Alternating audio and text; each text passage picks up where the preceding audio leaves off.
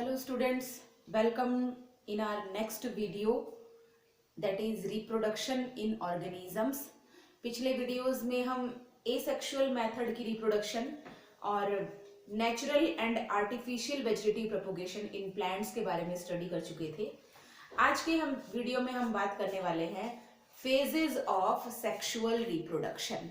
ठीक है, next chapter में हम sexual reproduction in flowering plants पढ़ेंगे, तो यहाँ पर हमें उसका इंट्रोडक्शन पहले देखना है, that is phases of sexual reproduction. Clear? Phases of sexual reproduction. In sexual reproduction you all know that fusion of gametes will takes place। ठीक है, तो यहाँ पे टू पेरेंट्स से टू टाइप्स के गैमेट्स आते हैं और उनका फ्यूजन होता है। Fusion of gametes. After fusion of gametes zygote will form. ठीक है, और जाइगोट से एम्ब्रियो और एम्ब्रियो से न्यू ऑर्गेनिजम्स का डेवलपमेंट हमारे पास हो जाता है। अब यहाँ पे जो सेक्सुअल रिप्रोडक्शन की फेजेस है उसमें स्टार्टिंग से एंड तक हमें ये देखना है कि फर्टिलाइजेशन से पहले किसी भी सेक्सुअली रिप्रोड्यूसिंग ऑर्गेनिज्म की बॉडी में क्या चेंजेस आते हैं और फर्टिलाइजेशन के बाद क्या होता है। ठीक है, तो फर्टिलाइजेशन से पहले जो चेंजेस आते हैं, जो भी इवेंट्स फर्टिलाइजेशन से पहले होते हैं, they are called as pre fertilization events. और प्री फर्टिलाइजेशन इवेंट्स में क्या क्या होते हैं? फर्स्ट प्रोसेस तो क्या होगी प्री फर्टिलाइजेशन इवेंट्स में? Formation of gametes. It means the process of gametogenesis will takes place. क्योंकि आपको पता है लाइफ स्पैन में हमने देखा था रिप्रोडक्टिव मैच्योरिटी वाली फेज जो आती है, ठीक है, जुनाइल फेज में वेजिटेटिव ग्रोथ हो जाती है जो कि नॉन रिप्रोडक्टिव ग्रोथ है, और रिप्रोडक्टिव मैच्योरिटी जब ऑर्गेनिजम्स में आती है तो उस टाइम पर उनकी बॉडी में गैमेट फॉर्मेशन स्टार्ट होता है। ठीक है, तो this is the event which takes place before the fertilization, क्योंकि जब तक गैमेट्स बनेंगे नहीं फर्टिलाइजेशन कहां से होगा। ठीक है, तो फर्स्ट फेज आती है formation of gametes which is called as gametogenesis. Now the second phase और the second step in the pre-fertilization events, that is gamete transfer। ठीक है, गैमेट्स बनने के बाद गैमेट्स का ट्रांसफर होता है। ठीक है, always the male gamete is motile and the female gamete is fixed at its place. ठीक है, मेल गैमेट हमेशा मूव करता है। प्लांट्स के केस में यदि हम देखें तो ये मूवमेंट होता है by the process of pollination, और एनिमल्स या ह्यूमन बीइंग्स के केस में देखें तो ये गैमेट ट्रांसफर की प्रोसेस होती है by the method of copulation. Clear? तो पहले गैमेट्स का फॉर्मेशन होगा और फिर फीमेल गैमेट तक मेल गैमेट का ट्रांसफर होगा। After these processes the second process will come, that is fertilization. Fertilization means fusion of male and female gamete. ठीक है, और जब मेल और गैमेट फीमेल गैमेट का फ्यूजन हो जाएगा उसके बाद भी हमें काफी सारे इवेंट्स देखने को मिलेंगे। उन इवेंट्स को हम कहते हैं post fertilization events which takes place after the process of fertilization। it is called as post fertilization events, और इसमें हमारे पास होता है the process of embryogenesis। ठीक है, एम्ब्रियो फॉर्मेशन। तो एम्ब्रियोजेनेसिस की प्रोसेस इंपॉर्टेंट प्रोसेस होती है। एम्ब्रियो से हमारे पास न्यू ऑर्गेनिजम्स का डेवलपमेंट हो जाता है। तो ये कुछ इवेंट्स हैं जो सेक्सुअली रिप्रोड्यूसिंग ऑर्गेनिजम्स में होते हैं। इनके बारे में डिटेल हम सेकंड थर्ड चैप्टर में पढ़ेंगे, लेकिन यहाँ पे हमें पता होना चाहिए कि आखिर कौन कौन से इवेंट्स हैं जो सेक्सुअल रिप्रोडक्शन के टाइम पर होते हैं। ठीक है, तो फर्स्ट हो गया फॉर्मेशन ऑफ गैमेट्स, जिसको आप कहेंगे pre fertilization events. Then gamete will transfer, जब गैमेट्स का ट्रांसफर हो जाएगा तो फर्टिलाइजेशन होगा, और फर्टिलाइजेशन के बाद पोस्ट फर्टिलाइजेशन इवेंट्स होंगे, जिसमें इंपॉर्टेंट प्रोसेस आती है हमारे पास एम्ब्रियोजेनेसिस की। क्लियर? नेक्स्ट हम देखते हैं जो स्पेशली हम पहले प्लांट्स की बात करेंगे। In sexual reproducing plants the flower is the main reproductive organ. ठीक है, फ्लावर क्या है? Flower is the reproductive organ.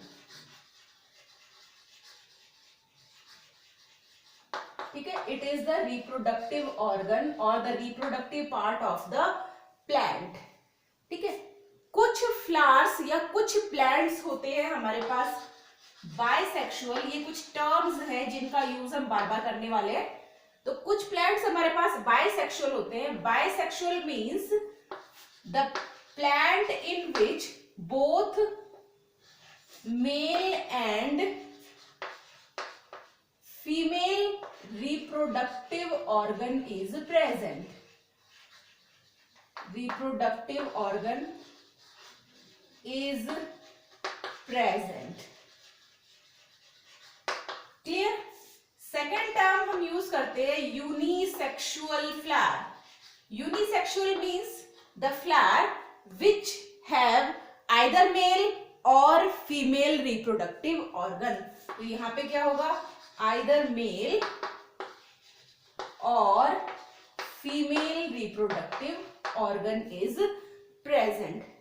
If the plant having male reproductive organ, ठीक है, जिस प्लांट में मेल रिप्रोडक्टिव ऑर्गन प्रेजेंट होंगे उस प्लांट्स को हम कहते हैं स्टेमिनेट फ्लावर या स्टेमिनेट प्लांट ना, because stamen is the male reproductive part of the plant और फ्लावर।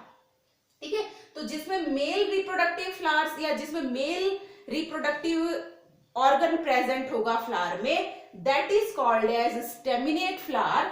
और जहां पे फीमेल रिप्रोडक्टिव ऑर्गन प्रेजेंट होगा उस फ्लावर को हम कहते हैं पिस्टिलेट फ्लावर।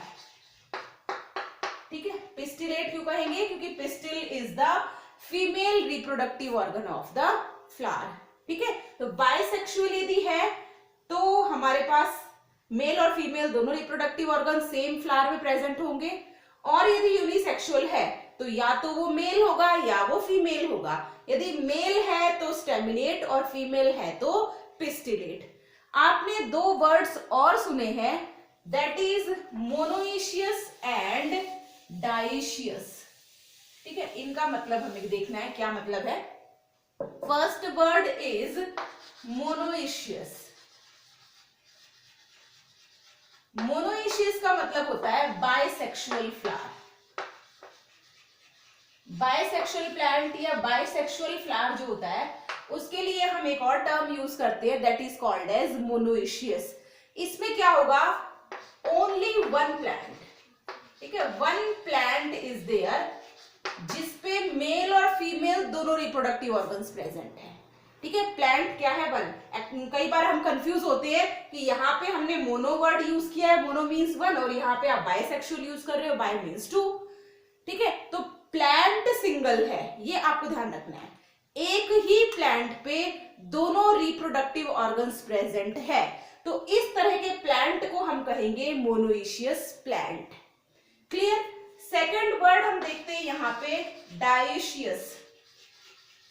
ठीक है, डाइशियस में क्या हो जाएंगे? Two plants are there. क्योंकि टू प्लांट्स होंगे तो आपके पास फ्लावर कैसा हो जाएगा? यूनिसेक्सुअल, मेल अलग और फीमेल अलग। ठीक है, यहाँ पे फ्लावर सेम भी हो सकता है और एक ही पौधे पे दोनों टाइप के फ्लावर्स भी लग सकते हैं। ठीक है, मोनोइशियस प्लांट में प्लांट एक ही होगा लेकिन वहां पे फ्लावर दो हो सकते हैं, क्योंकि प्लांट के एक फ्लावर पे दोनों रिप्रोडक्टिव ऑर्गन्स प्रेजेंट हो सकते हैं, या मेल और फीमेल फ्लावर्स भी अलग अलग हो सकते हैं, but the plant remain same. Clear? Dioecious plant में क्या होगा? प्लांट दो हो जाएंगे, male plant is different and female plant is different. इस केस में एग्जाम्पल है हमारे पास चाइना रोज या हाइबिस्कस जिसको हम कहते हैं। बाइसेक्सुअल फ्लावर्स होते हैं। और इस केस में यदि हम देखें एग्जाम्पल, तो हमारे पास पपाया प्लांट का एग्जाम्पल है, जिसमें मेल प्लांट अलग होता है और फीमेल प्लांट अलग होता है। ठीक है, तो ये जो टर्म्स थी मोनोइशियस एंड डायशियस, दोनों के बारे में आपको समझ में आ गया। यदि हम एनिमल केस में बात करें तो एनिमल्स के लिए हम इसमें क्या टर्म यूज करेंगे, क्योंकि ह्यूमन बींग्स में तो ऐसा होता नहीं है कि बायसेक्सुअल ऑर्गेनिज्म है। ह्यूमन बींग्स में तो सेक्सुअल डायमॉर्फिज्म प्रेजेंट है और ऑर्गेनिज्म ऑलवेज यूनिसेक्सुअल ही होता है। लेकिन एनिमल्स के केस में यदि हम देखें तो एनिमल्स के केस में बायसेक्सुअल एनिमल्स भी हो सकते हैं। और एनिमल के केस में हम बायसेक्सुअल एनिमल के लिए एक वर्ड यूज करते हैं, that is called as hermaphrodite. Mainly आपने एनालिड्स के बारे में सुना होगा, अर्थवॉर्म का नाम हमने सुना है। अर्थवॉर्म एक कॉमन सा ऑर्गेनिज्म हमारे पास है। Earthworm is hermaphrodite because it has testes and ovaries.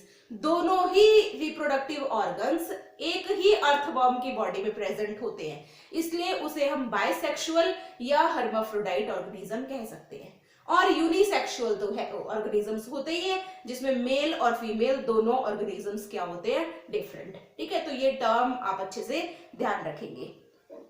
इनके अलावा हम देखते हैं, जब हमारे पास लाइफ टाइम में प्लांट्स की बात हम कर रहे हैं, कोई भी एक ऐसा प्लांट जो अपनी लाइफ में एक ही बार फ्लावरिंग शो करता है, इट मींस उसमें रिप्रोडक्टिव फेज लाइफ में एक ही बार आती है।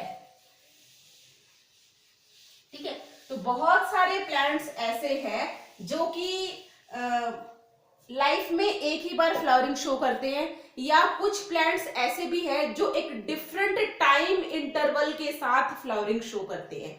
ठीक है, हमारे पास एक एग्जाम्पल है, that is bamboo.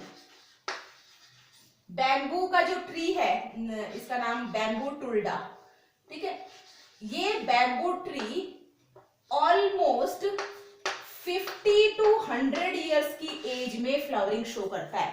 It means 50 years के बाद 100 इयर्स के पहले कभी भी इसमें फ्लावरिंग हो सकती है, और लाइफ में एक ही बार फ्लावरिंग ये शो करते हैं। ठीक है, तो एक ही बार अपनी लाइफ में फ्लावरिंग शो करेंगे, चाहे वो 55 इयर्स की एज में हो, चाहे वो 60 इयर्स की एज में हो, और एक बार फ्लावरिंग के बाद इनमें फर्टिलाइजेशन होगा और इनकी डेथ हो जाएगी। इट मींस अपनी पूरी लाइफ में एक ही बार फ्लावरिंग ये शो करेंगे। इसके अलावा हमारे पास एक और एग्जाम्पल है जिसपे क्वेश्चन एग्जाम में काफी टाइम्स पूछते हैं। एक example that is called as Strobilanthes kunthiana. Strobilanthes kunthiana. Common name of this plant is Neela Kuranji. It is the common name of this plant. This plant is basically found in South India. ठीक है, हमारे southern hemisphere के जो states हैं like Kerala, Tamil Nadu, Karnataka, यहाँ पे हमें ये प्लांट देखने को मिलता है। और बहुत ये एक वाइल्ड वैरायटी का प्लांट है। इस पे बहुत सुंदर ब्लू कलर के फ्लावर्स आते हैं, और इस प्लांट में flowering after every 12 years. After every 12 years के बाद इसके अंदर फ्लावरिंग देखने को मिलती है। ठीक है, इसलिए जिस टाइम पर इसमें फ्लावरिंग सीजन होता है, हर 12 इयर्स के बाद इसमें फ्लावरिंग होगी, और उस टाइम पर पूरा का पूरा फॉरेस्ट हमें एकदम ब्लू कलर का दिखाई देता है, and it is looking very attractive. तो टूरिस्ट के लिए ये बहुत ज्यादा अट्रैक्शन का पॉइंट रहता है, और इस टाइम पर यहाँ पे टूरिस्ट बहुत ज्यादा आते हैं इसकी फ्लावरिंग को देखने के लिए। ठीक है, तो ये बेसिकली हर 12 इयर्स के बाद, लास्ट फ्लावरिंग इसमें हुई थी सितंबर अक्टूबर 2018 में।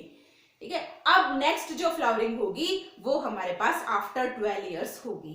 तो हर 12 इयर्स के बाद इसमें फ्लावरिंग देखने को मिलती है। तो ये कुछ प्लांट्स ऐसे हैं जो स्पेसिफिक टाइम पीरियड पे फ्लावरिंग शो करते हैं। अदरवाइज हमारे पास मैक्सिमम प्लांट्स ऐसे हैं जो एवरी ईयर फ्लावरिंग शो करते हैं, अपने ब्रीडिंग सीजन के टाइम पर फ्लावरिंग शो करते हैं ना, once in a year, twice in a year, या वंस इन 2 इयर्स। ठीक है, इस तरह से हमारे पास फ्लावरिंग शो करने वाले प्लांट्स होते हैं। ठीक है, तो डिफरेंट टाइप की रिप्रोडक्टिव फेज हमें इन प्लांट्स में देखने को मिलती है। क्लियर? तो होपफुली आपको जो सेक्सुअल रिप्रोडक्शन का स्मॉल इंट्रोडक्शन था ये समझ में आ गया होगा, जहां पे गैमेटोजेनेसिस की प्रोसेस के बाद गैमेट ट्रांसफर होते हैं, गैमेट ट्रांसफर के बाद fertilization, and after that the post fertilization events will takes place. ठीक है, अपने नेक्स्ट वीडियो में हम कुछ और सेक्सुअल रिप्रोडक्शन के बारे में जो इंपॉर्टेंट इंफॉर्मेशन है उनको कलेक्ट करेंगे और उसके बाद हम सेकंड चैप्टर की ओर बढ़ेंगे। Thank you very much.